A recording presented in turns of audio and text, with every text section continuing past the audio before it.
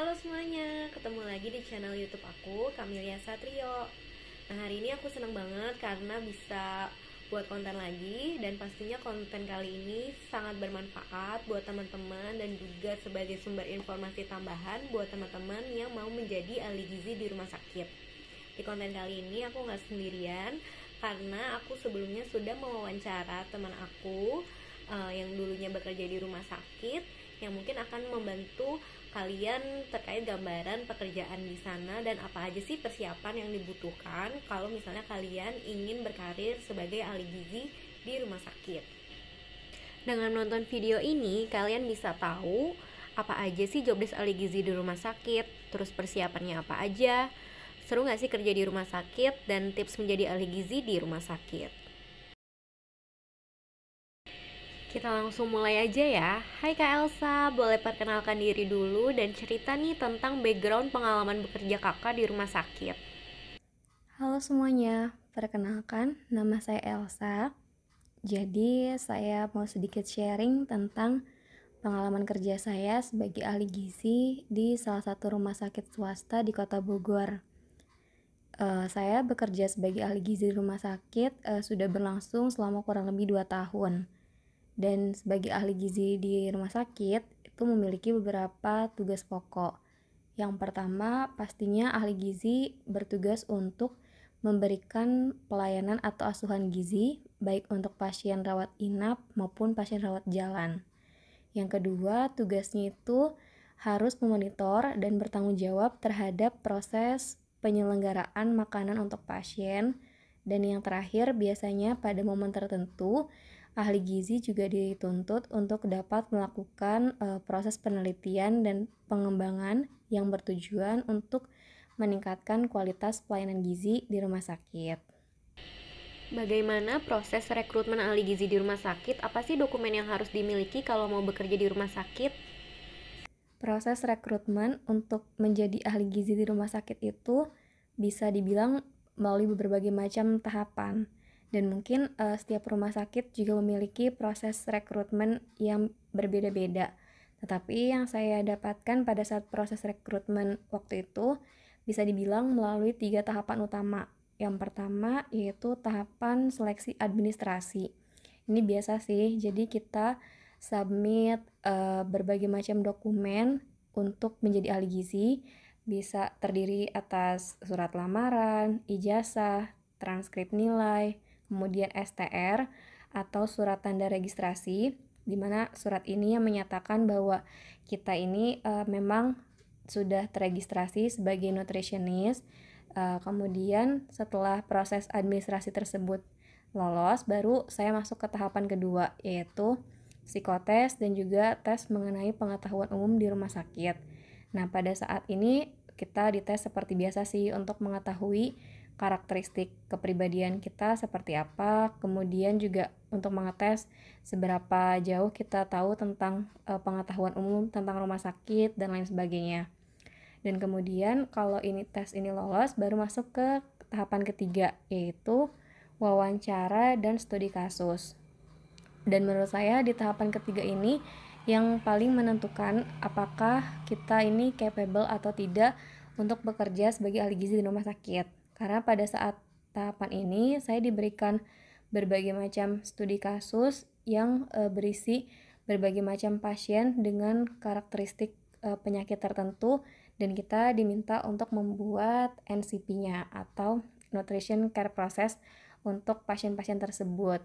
Mulai dari tahapan kita mengkaji status gizinya, mengkaji informasi dari pasien dan lain sebagainya, kemudian menegakkan diagnosis gizi, membuat intervensi gizi seperti apa, mulai dari jenis dietnya apa, berapa kalori yang akan kita berikan, bentuk makanannya seperti apa, dan lain sebagainya, sampai bagaimana cara kita untuk memonitoring dan mengevaluasi kondisi pasien.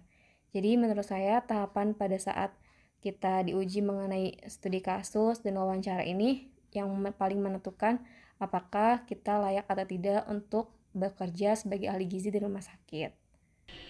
Apa ekspektasi Kak Elsa sebelum kakak bekerja di rumah sakit dan setelah atau saat kakak bekerja di rumah sakit?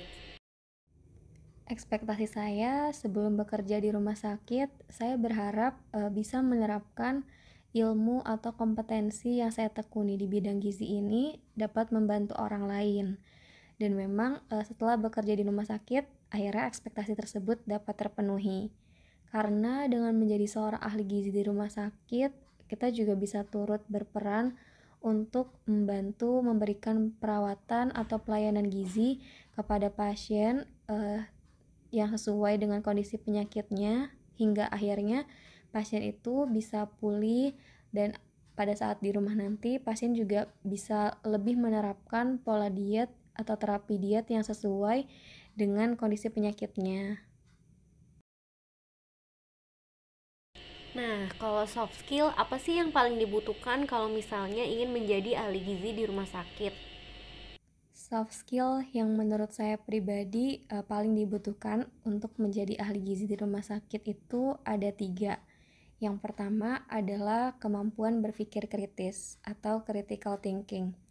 Kenapa? Karena pada saat di rumah sakit, tidak jarang kita akan dihadapkan pada pasien yang memiliki beberapa penyakit tertentu dalam waktu bersamaan. Nah, di mana setiap penyakit kan memiliki terapi dietnya masing-masing. Nah, bagaimana kita sebagai ahli gizi dapat berpikir secara kritis untuk memberikan terapi diet yang paling sesuai kepada pasien-pasien yang memiliki komplikasi penyakit. Itu yang pertama. Yang kedua, sebaiknya kita memiliki kemampuan kolaborasi yang baik. Di mana pada saat di rumah sakit kita kan tidak bekerja sendirian, tetapi kita akan berkolaborasi dengan tenaga kesehatan yang lain, mulai dari dokter, apoteker, perawat, dan tenaga kesehatan lain. Jadi memang kemampuan kolaborasi ini juga dibutuhkan untuk bisa memberikan pelayanan terbaik kepada pasien. Nah, yang ketiga, terkait dengan kemampuan kolaborasi, dibutuhkan juga kemampuan komunikasi yang baik. Pada saat kita ingin menyampaikan gagasan mengenai terapi diet untuk pasien, itu juga membutuhkan kemampuan komunikasi yang baik agar terhindar dari miskomunikasi antar tenaga kesehatan. Nah, selain untuk mencegah adanya miskomunikasi antar tenaga kesehatan, kemampuan komunikasi juga dibutuhkan untuk kita bisa berkomunikasi dengan baik kepada pasien atau mungkin keluarga pasien dalam memberikan konsultasi atau konseling gizi terkait dengan terapi diet yang kita berikan. Supaya pasien ini tuh tahu terapi diet yang ahli gizi yang berikan ini seperti apa, dan nantinya pada saat di rumah pasien ini jauh lebih tahu makanan apa yang sebaiknya dia konsumsi, seberapa banyak porsinya, apa aja yang harus dibatasi, dan lain sebagainya. Seperti itu. Selama bekerja di rumah sakit, ada nggak sih Kak kesan atau pengalaman yang nggak terlupakan selama bekerja di sana? Kesan atau pengalaman yang tak terlupakan selama menjadi ahli gizi di rumah sakit sebenarnya bisa dibilang cukup banyak. Cuma salah satu di antaranya adalah ketika saya menangani pasien anak dengan status gizi yang buruk, dan di saat yang bersamaan anak ini juga sedang mengalami beberapa penyakit lain. Nah, seperti kita tahu bahwa masalah gizi buruk ini kan memiliki terapi diet yang memang khusus dan membutuhkan perawatan yang lebih intensif. Nah, sebagai ahli gizi, saya juga dituntut untuk bisa fokus terhadap masalah gizi buruknya, tetapi juga tetap mempertimbangkan masalah kesehatan atau penyakit lain yang juga diderita oleh anak ini. Jadi sebagai ahli gizi, saya juga harus lebih hati-hati pada saat itu, kemudian lebih hati-hati, lebih berpikir kritis untuk bisa memberikan terapi diet yang memang sesuai dengan kondisi yang sedang dialami oleh anak tersebut. Nah, yang terakhir Kak, ada pesan nggak sih yang mau Kakak sampaikan kepada teman-teman atau adik-adik yang ingin bekerja di rumah sakit?